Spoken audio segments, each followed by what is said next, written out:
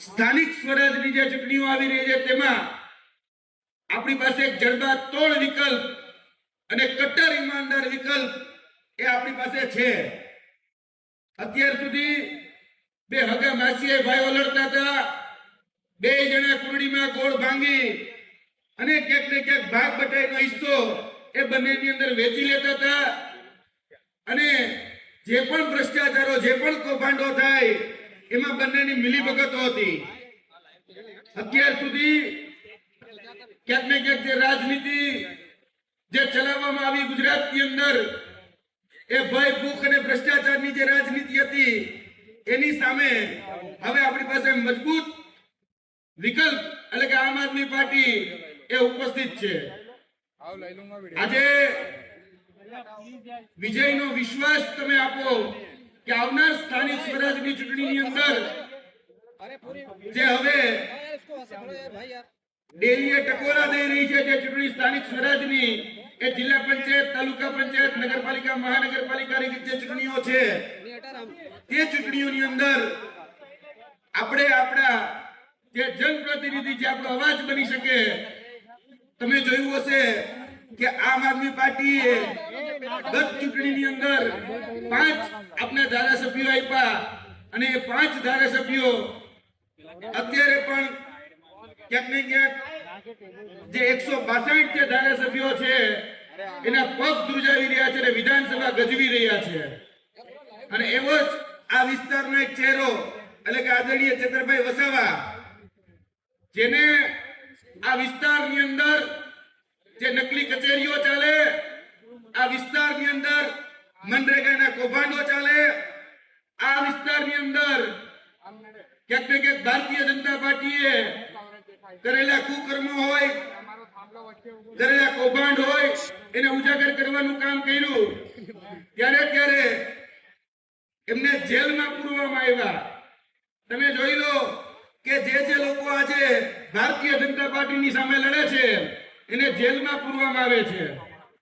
તો ભારતીય જનતા પાર્ટીને પણ કહેવા માંગીએ છીએ કે તમારી જેવડી મોટી આમ આદમી પાર્ટીના જે તમામ સૈનિકો અહીંયા ઉપસ્થિત છે એ કદાચ જેલ ભરો આંદોલન પણ કરવાનું થાય તો પણ પાછા પડે એમ નથી।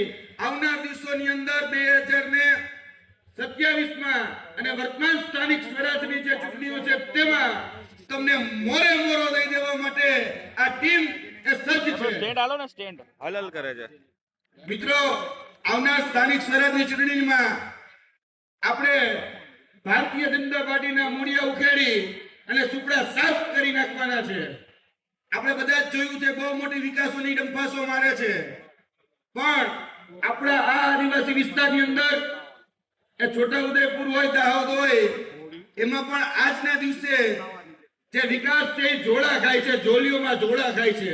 આપણે જોઈએ છીએ કે જ્યારે આપણી માતા બહેનો પ્રસૂતિની પીડા હોય ત્યારે આ જ વિસ્તારની અંદર એને જોડીઓમાં લઈ જવામાં આવે છે। ક્યાંક ને ક્યાંક આ વિસ્તારોની અંદર જે ધારાસભ્યશ્રીઓ છે એ ધારાસભ્યશ્રીઓ કે ભાઈ 17 લાખ રૂપિયા દઈ અને શિક્ષકોની ભરતી આશ્રમ શાળાઓની અંદર કરવામાં આવે છે।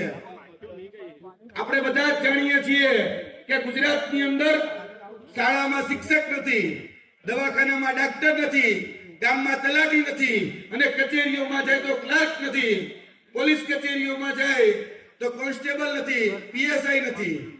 આ ગુજરાતની નરવી અને કડવી વાસ્તવિકતા છે।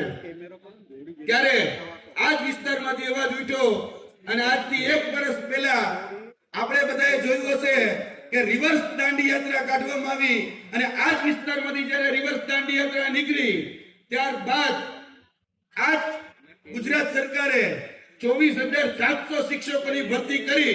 તેમાં કોઈનો જો મુખ્ય ફાળો હોય તો એ આપણા આદરણીય ચેતરભાઈ વસાવા છે।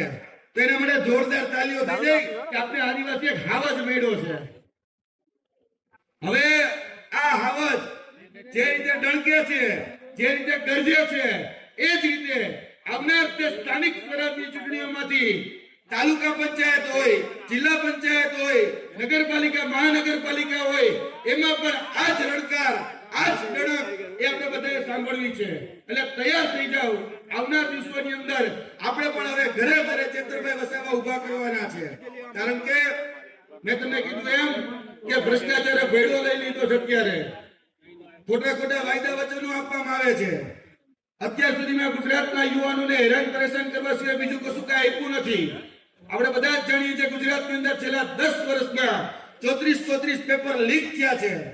આપણા બાજુના વિસ્તારમાંથી મોટા મોટા જે બ્રિજ હતા એ બ્રિજ પડી ભાંગ્યા છે. કેમ?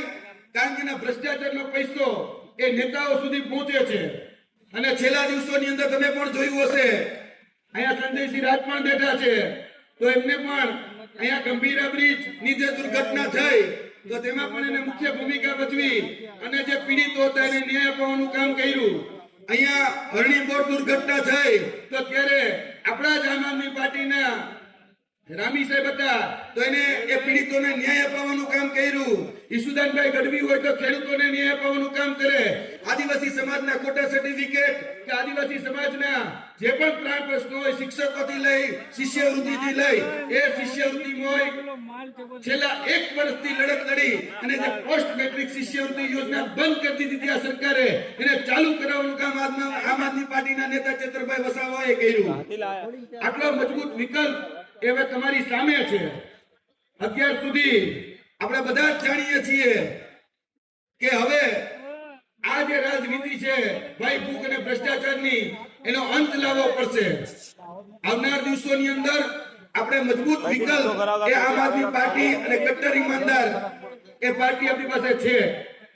એટલે વધારે વાત નથી કરવી, પરંતુ આપણે બધા જ જ્યારે ભેગા થયા છીએ ત્યારે એ સંકલ્પ લઈએ કે આવનાર દિવસોની અંદર જે બે હગા માસીએ ભાઈઓ જે લડે છે એમાંથી એક પણ આપણા હગા હોય, એક પણ આપણા વાલા હોય એને કહી દેવાનું કે અત્યાર સુધી આ 78 વર્ષ એ તમને આપ્યા, તમે કાંઈ ઉખાડી નથી દીધું, તો હવે તમે સાઈડમાં બેસો અને હવે એક નવો વિકલ્પ જે છે જે પરિવર્તન માટે જજુમી રહ્યો છે, જે વ્યવસ્થા પરિવર્તનની જે વાત કરે છે એના માટે હવે લડવાનું છે. એના માટે હવે ક્યાંક ને ક્યાંક વોટ આપવાના છે. એટલે વધારે વાત ન કરતા મારી વાણીને વિરમું છું. જય જોહર, જય આદિવાસી, ભારત માતા કી જય.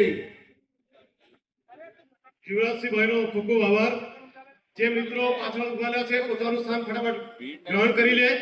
અને હવે પછી હું ઈસ્ટ ઝોનના સંગઠન મંત્રી એવા નરેશભાઈ